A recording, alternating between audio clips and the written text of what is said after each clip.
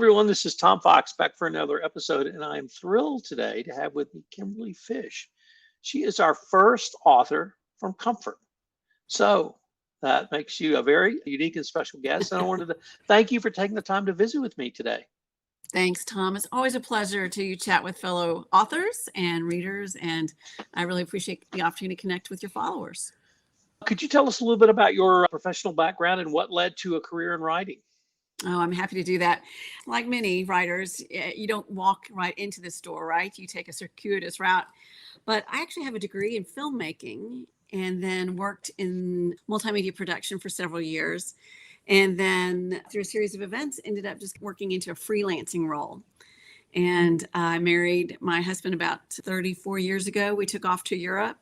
And so I was able to do some freelance working there and collected a lot of interesting research material. We were there when the wall came down between East and West Germany, and even sent home chunks of the wall that year for Christmas. So really had a lot of rich life story over there. And then the U.S. Army transferred us to San Antonio, Texas, where I landed in the heart of the Texas Hill Country, right there in all that German history, and I couldn't ignore it. I dug in and cultivated a lot of that research that I'd already developed into learning more about the Texas Hill Country, their very unique story.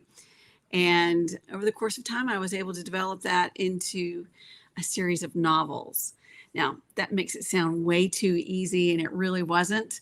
But that's the nutshell of it. And I don't know how much your listeners really want to hear all the details, but it was an accidental historical moment that led to me publishing my first book, which ultimately led to the books set in Comfort.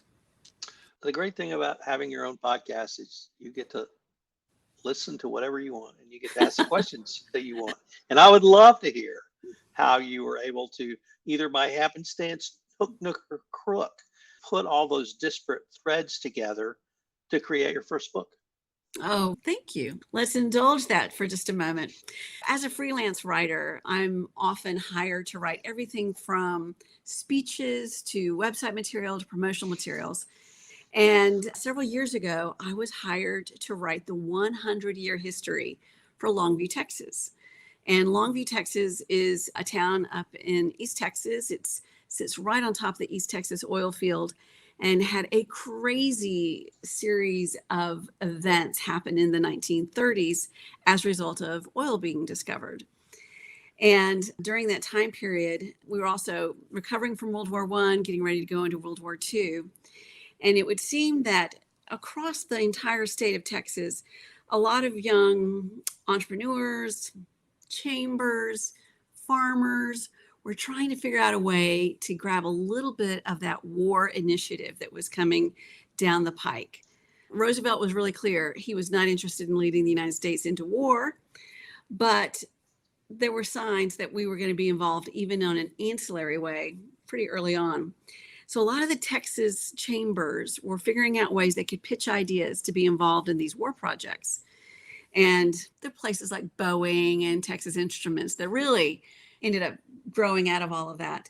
But in East Texas, we had the one resource that the Allies needed, and that was oil. Because at the time when the Allies were fighting the Axis, the oil supplies had been cut off. Churchill calls Roosevelt, says, well, you've got to help us. Roosevelt says, I'm not getting involved, but I can help maybe send you some oil. And they figure out a war project that changed world history, because that East Texas oil field went on to supply the vast majority of oil that fueled the Allies' war effort in World War II. And it all started in Longview, Texas. So when I'm researching the Chamber of Commerce's 100-year history and I stumble on this war-winning story, I just can't let that go.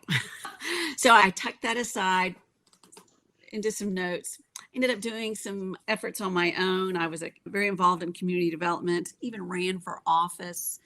And when the campaign trail did not go my way, and I got to the end of that race and realized, okay, I'm clearly not going into public office. What can I do to kind of refigure out what I am supposed to do? I wanted to dig into my happy place, which is writing. And so I took that story of the Big Inch pipeline project that went on to do such phenomenal things for World War II.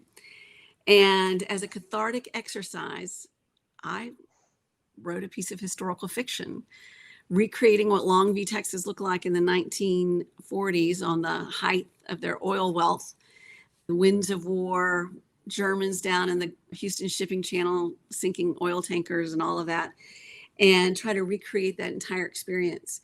And I wrote it, had it edited, published it myself, and released it in time for the World War II anniversaries that were happening. And the crazy thing is that book did really well, took off, and it allowed me just enough crazy encouragement to think, that was fun. It worked. I could do it again. So I wrote another historical fiction following up that same story about another World War II project that was set here in East Texas. And then with the success of that, I returned to some novels that I had written all those years ago in the Texas Hill Country and retooled them and then released them, and have enjoyed watching all those novels go off in the very many ways that they have, and allowed me to become a full-time writer. The reason why I write stories that are set in Comfort, Texas, is because many years ago, when my husband was stationed at Fort Sam, I used to spend a lot of time going out into the Texas Hill Country. And of all of those Hill Country towns that had redeveloped and celebrated their German roots, New Braunfels, Seguin, Fredericksburg, and Kerrville, Comfort was the one town that refused to get on board. As a matter of fact, they were perfectly happy to be undiscovered. And I just thought that was a really fascinating conundrum for a town that had so much to offer that the settlers had named it Comfort, which in German is the word Gemütlichkeit, which is their way of saying it could not be more perfect. And if you've been to Comfort and if you've explored that area around the Guadalupe, you know that it is a pristine area. And I can completely understand why the settlers chose that neck of the woods. What I could not understand was why they didn't want to see it redeveloped. So for those who have never been to Comfort, I live west of Kerrville. And as you drive from Kerrville to Comfort, the hill country breaks into a gorgeous, more or less flat land that is perfect for agriculture. And it's not a mountain in Kerrville by any stretch of the imagination, but you can still see the difference in topography. And that's one of the things I love about the hill country is every 10 or 15 miles, it's a different topography.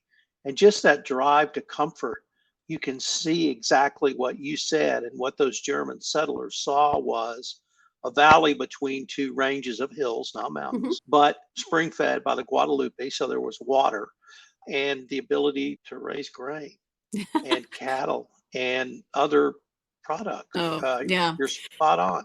It was really a fascinating dive for me, because having just moved from Germany to land in the San Antonio area and then discover all this rich cultural heritage there in the hill country, which was a surprise to me because I'm not a native Texan. So this all came as something of a shock, but it did drive me into local libraries. I spent some time in the Historical Museum there in Comfort. I went and spent time at UT, at the LBJ library there. I even spent time up at Baylor University. They have a fantastic Texas museum there as well, just to find out what this story was of these German settlers and how they had the perseverance to carry on and settle and lay claim to this area. And because you live in that area, that the hill country was not void of people. There were native Indians, there were Mexicans that lived in that area. And then back in about the mid 1800s, a German prince just arbitrarily decided he was going to give out land packets to the people that were willing to leave Germany and discover this new territory in the United States. It was Texas at the time. And actually, it wasn't even Texas yet. And they did it. They left, and they'd been promised a bill of goods that did not come true, but they persevered anyway, and they settled in, and they left a pretty significant mark on Texas history. Do you, in your time of living in Germany, did you find that Germans understand the impact that their forebears had on the state of Texas? And do they understand the tradition of immigration, specifically the German immigration to Texas, and really what that meant? No, at least not in the round of people that we met. As a matter of fact, I think they would have been shocked to discover that there was such a strong cultural heritage still thriving in the state of Texas after all these years. And we've had an occasion to host German exchange students and that sort of thing. So we have shared that story. And, but I don't think they know. And it's certainly not part of the common vernacular of stories when they talk about American history in Europe. And I think that's what's so surprising is even most Texans don't realize that there's still such a strong German influence.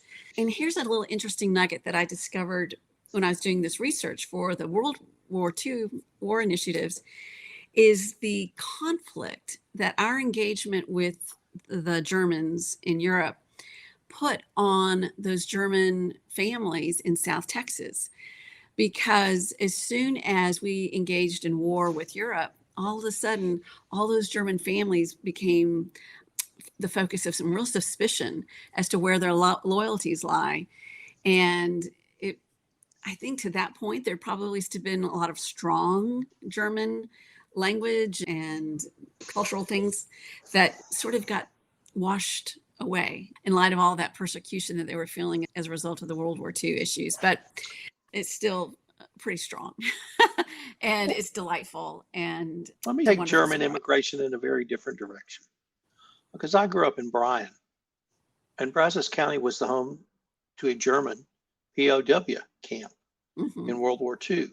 Have you explored that part Yes. of German immigration? Because even in my little town, there were kids whose fathers had fallen in love with Texas, not only for Texas the land, but Texas the opportunity. And they, when given the opportunity to return to Germany, said, no, we're staying here. Now, they may have fallen in love with a girl, but they stayed.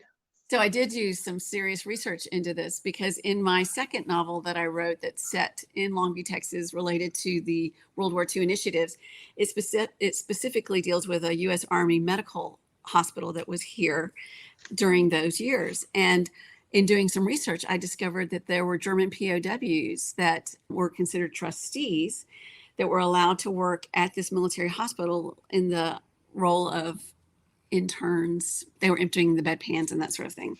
But that group had been a subset of the very large German POW camp that was in Smith County, where they actually had the hardcore Nazis imprisoned. Because my understanding of the history of that time is that when the German troops were captured in North Africa or Southern Europe or even Northern Europe, and they were brought to the United States into these POW camps, they tried to find them on a parallel line for weather so that they wouldn't have to replace their uniforms with coats or so forth and so on.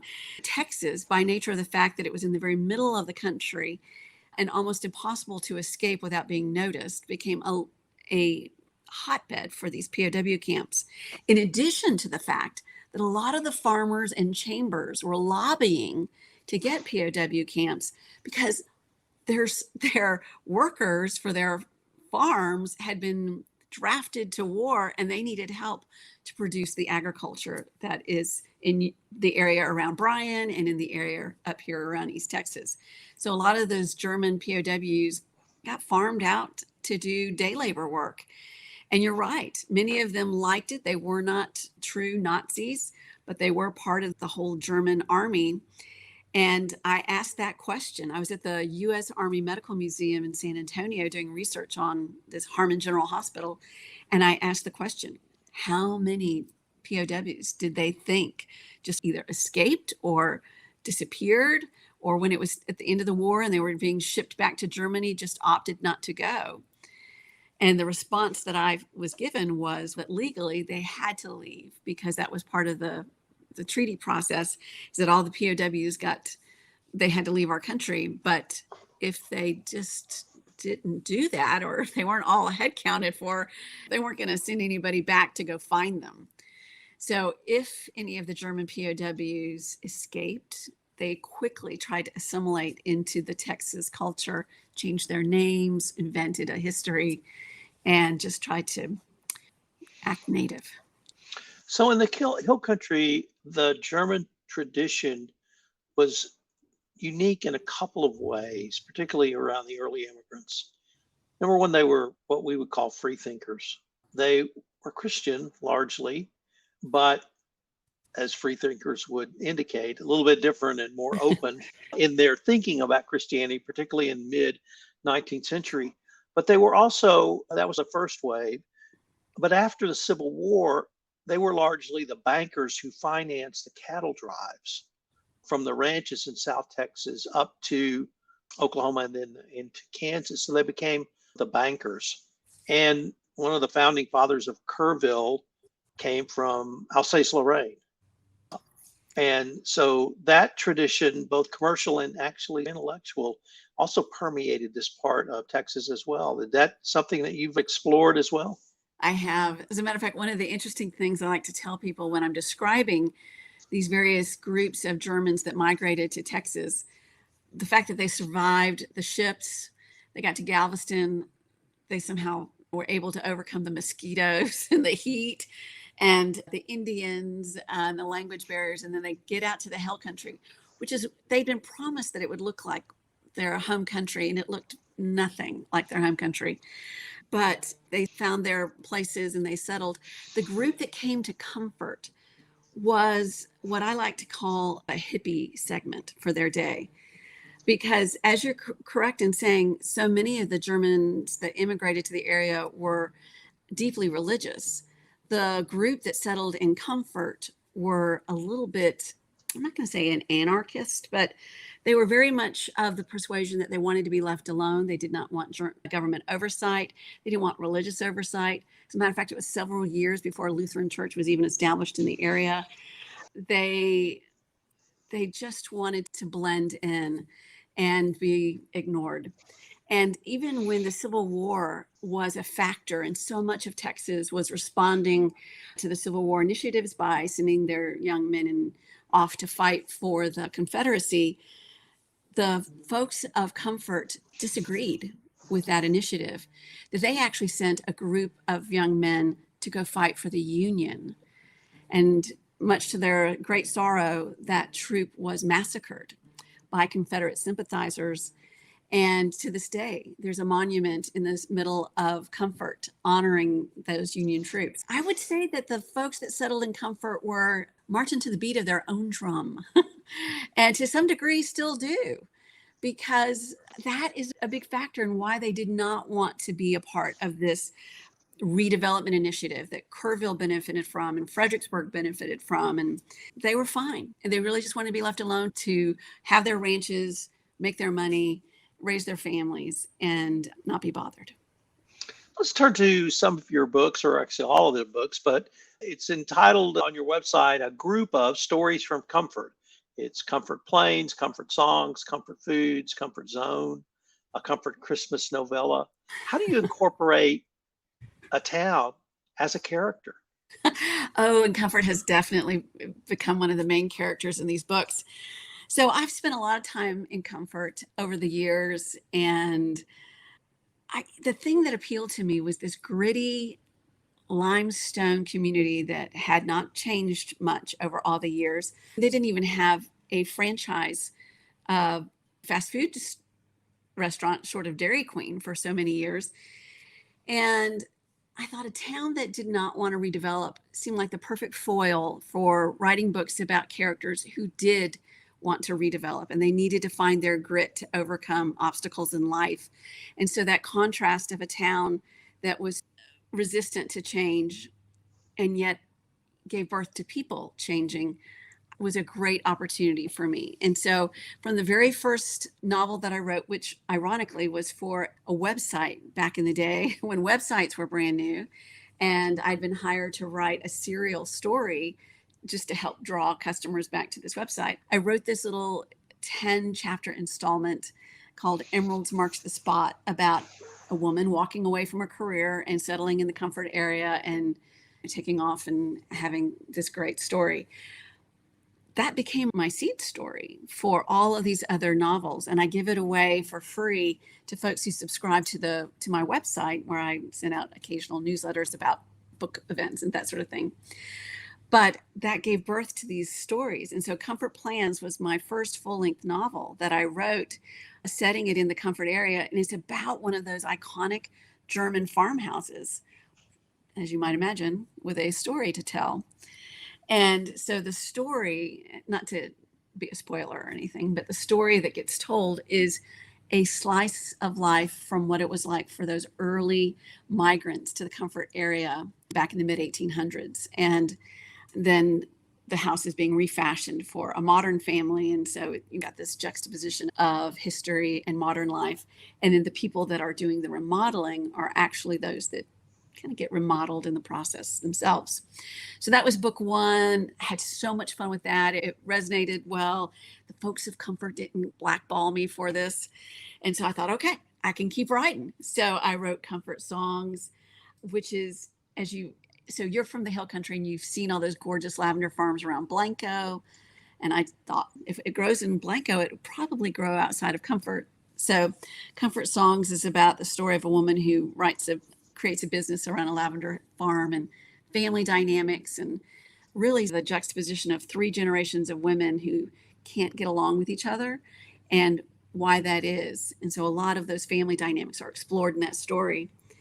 And then Comfort Foods, I had to think for a moment what the next one was, is a kind of a rip from the headline story of an Instagrammer who fails spectacularly and goes back to Comfort because she has a family member that lives there, and she kind of gets involved in the local newspaper, which I borrowed from the streets of Comfort, the Comfort News, and had my character take over the newspaper and grow with it. And then lastly was Comfort Zone, which is about the story of a woman whose car breaks down on I-10 as she's running away from her past, and she's out of money and resources and decides to hide herself in Comfort, much like those German immigrants did all those years ago.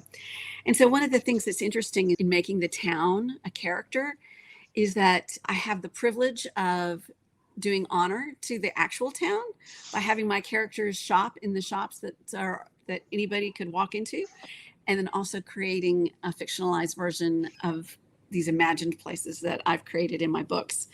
So I go back to Comfort every time I have a new book to release. The library's been fantastic to me in hosting me for various events.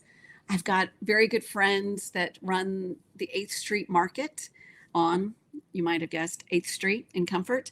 And they're always inviting me in for book events. And as a thank you to them, of course, my characters would shop at the 8th Street Market, and they eat at the High Street Cafe. And so I think that's what's been fun for the folks that live around the Comfort area who read the books, is to see their town.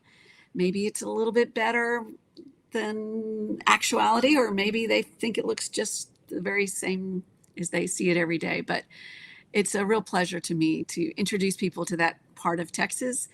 And the book has gone really kind of all over the place into surprising locations. And I hear from readers who said frequently they had no idea that Texas even had this type of geography and history. And that experience was a part of Texas because, of course, as you well know, most people who don't live here think that Texas is either Houston, Dallas, or El Paso, and they don't understand all the nuances in between.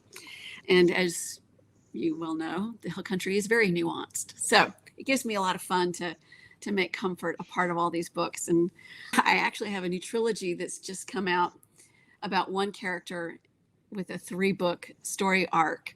And she's a woman of a certain age and gets into some sleuthing. She becomes an accidental sleuth through the course of the story. So it'll be interesting to find out what the Comfort residents think about murder and mayhem in their town, but I think they'll be up for it. I think they can handle it. Has that book been released? So the first book in the trilogy it came out in February. It's called Sweet Comfort. Okay. And then Finding Comfort is in the works, and that'll be followed up with the final book in that trilogy, which will be called Home to Comfort. Well, the subtitle is Love, Murder, and a Box of Chocolates. So I'm sold. Kimberly, unfortunately, we're near the end of our time for this episode, but if our listeners wanted more information on yourself or really any of your books, what would be the best place or places for them to go? Oh, I would love for them to find me at my website, which is kimberlyfish.com.